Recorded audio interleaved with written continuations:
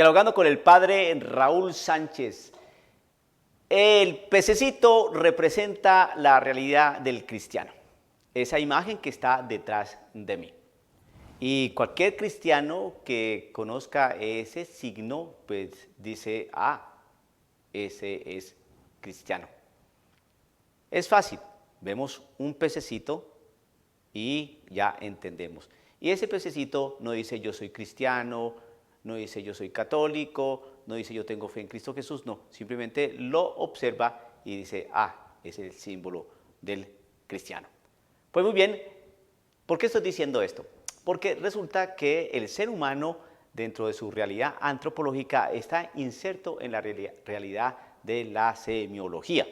¿Qué es la semiología? La semiología es la ciencia que se encarga de estudiar el signo y la realidad que comporta y lo que transmite. Le voy a dar un ejemplo. Usted va por la calle y ve una luz roja y usted detiene su automóvil, porque si no detiene su automóvil tal vez vaya a tener un accidente. Y esa luz roja no le dice deténgase, se va a estrellar, o le dice con letras lo que puede pasar. No, simplemente usted la observa y la entiende. Eso es el símbolo, una realidad sensible, apreciable por los sentidos, que al usted observarla, usted la entiende perfectamente. Va usted por la carretera y ve una flecha que le está indicando que tiene que voltear hacia la derecha, usted hace eso, porque si no va a tener un aparatoso accidente, si no que obedece esa señal. Si usted va por la calle en la ciudad y ve un símbolo de una H, usted dice hay un hospital, o si ve una cruz, usted dice eso es un hospital o un centro de salud. Va por la calle usted y me ve a mí con esta ropa, usted dice ese es un cura.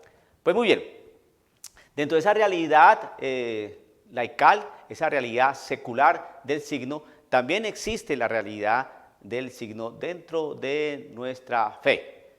Vamos a mirar los templos, y aquí es donde yo quiero lanzar el mensaje.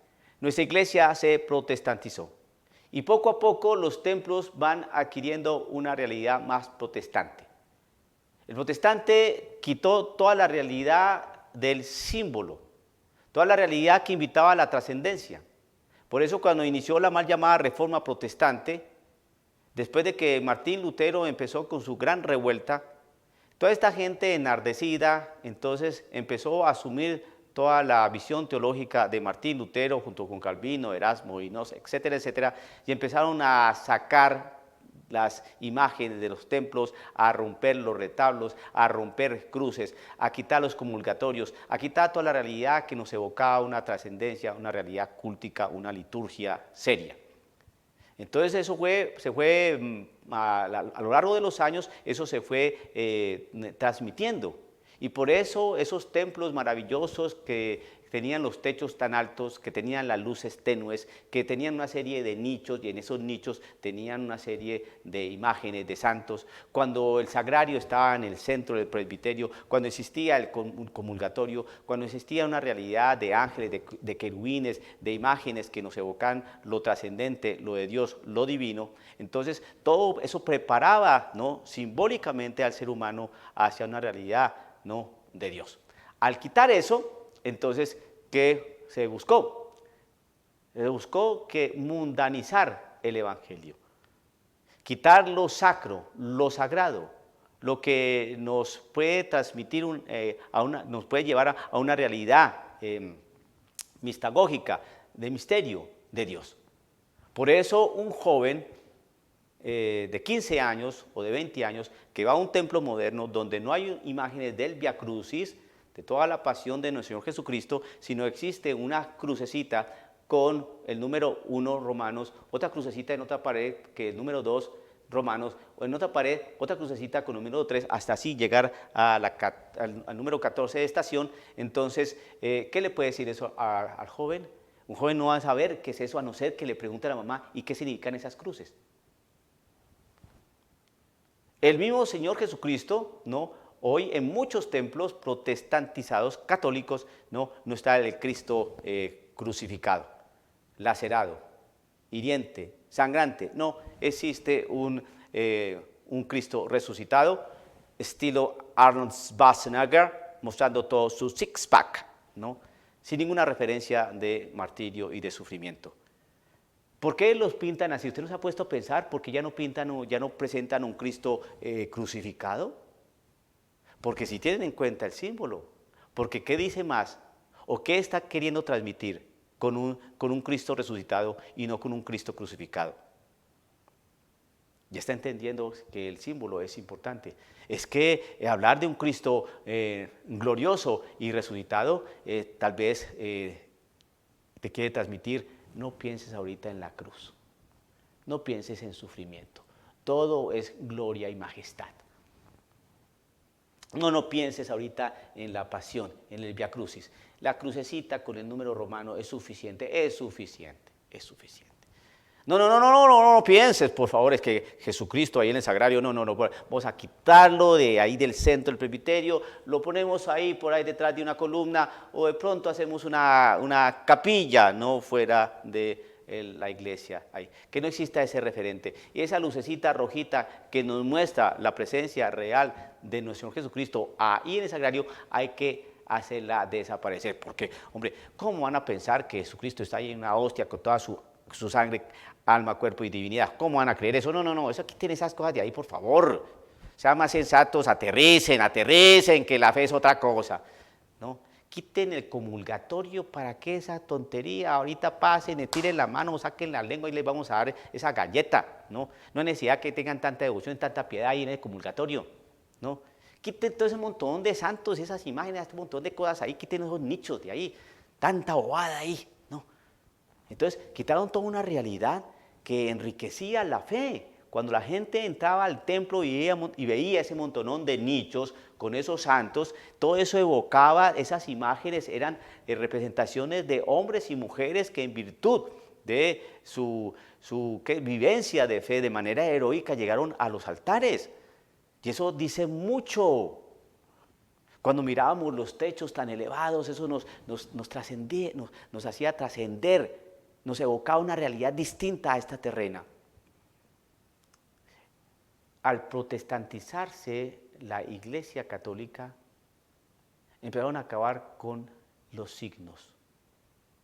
Y eso ha hecho mucho daño hoy. Por eso no es raro que usted cuando vaya a un templo, en lugar de encontrar gente arrodillada o sentada de manera piadosa, esperando que llegue el sacerdote para que inicie la misa, usted va a encontrar un montón de gente como si estuviera en un teatro, mascando chicle, conversando en posturas no muy santas, no mirando el celular, esperando que el próximo payaso empiece la función llamada Eucaristía. Se perdió el respeto, se perdió el decoro, se perdió el sentido de la liturgia, se protestantizó la iglesia. Y eso debido precisamente a un clericalismo.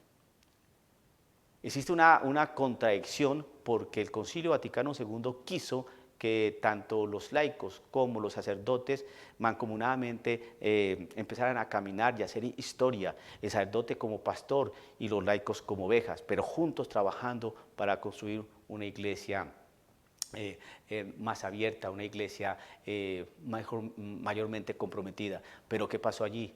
No, ahí sí, no, el sacerdote no quiso caminar con el laico, sino que empezó a hacer uso de su clericalismo, de su poder. El sacerdote le preguntó al laico, ¿quitamos el comulgatorio? El sacerdote le preguntó al laico, ¿quitamos el sagrario y lo ponemos en otro lado? El sacerdote le preguntó al laico, ¿qué hacemos con ese montonón de imágenes? ¿Las quitamos o las dejamos? Les preguntó, no. El sacerdote preguntó, el clero preguntó, ¿quitamos ese Cristo crucificado o ponemos un Cristo resucitado como recién salido del sauna y del gym? No le preguntaron al laico, lo impusieron a la fuerza, porque una realidad de orden protestante se metió en la Iglesia Católica y eso no lo podemos negar. Eso es un hecho y está allí y está haciendo mucho daño. ¿Cómo le ha hecho de daño la realidad de quitarle al joven la riqueza, ¿no? quitarle al joven la riqueza y el valor del arte, de la liturgia, de lo sagrado, de los santos, del comulgatorio, del sagrario, de Jesucristo de la Eucaristía, de Jesucristo en la cruz, del Via Crucis, de los techos altos, de esos retablos, de ese arte maravilloso. Le quitamos al joven, ¿no?, la posibilidad de conocer una realidad que lo trasciende precisamente por la realidad del símbolo. El ser humano está inserto en la realidad del símbolo. Por eso los protestantes, ¿no?, nos dan tan duro, ¿no?, porque no conocen la realidad antropológica, ¿no?, de que el ser humano está metido en toda realidad simbólica. Por eso nuestras imágenes, por eso nuestras procesiones, por eso nuestro culto, por eso nuestra liturgia, cargada de símbolos, porque eso nos mueve, nos llena, ¿no? Y obviamente todo eso está sostenido por la palabra del Señor.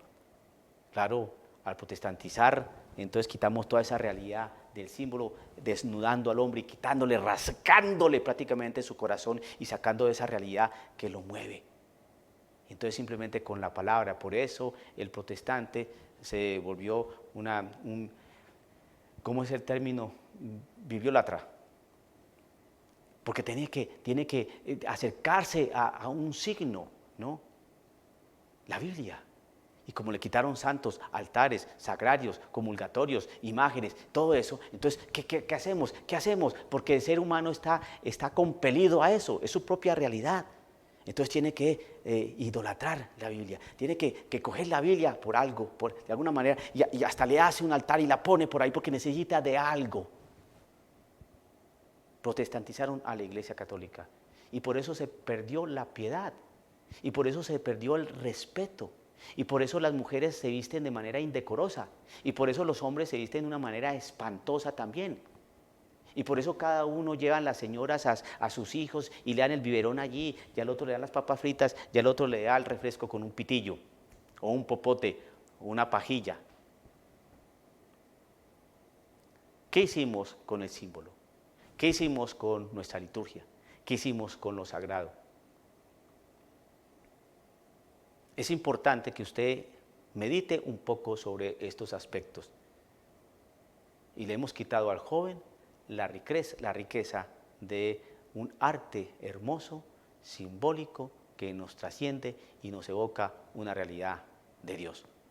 Hemos mundanizado el Evangelio, hemos contemporizado en realidades que no son las que el Señor ha querido para nosotros. Nos hemos dejado embaucar por una serie de frases, de palabras de los protestantes, ¿no? Amén, bendecido, hermanito, no sé qué, como si fuéramos acomplejados y perdimos nuestra identidad católica. Y nos hemos empeñado en tomar posturas que no son las nuestras. Nosotros no venimos ni no somos hijos de Martín Lutero. Martín Lutero cometió un gran error, el error de ser rebelde y decirle no a la Iglesia.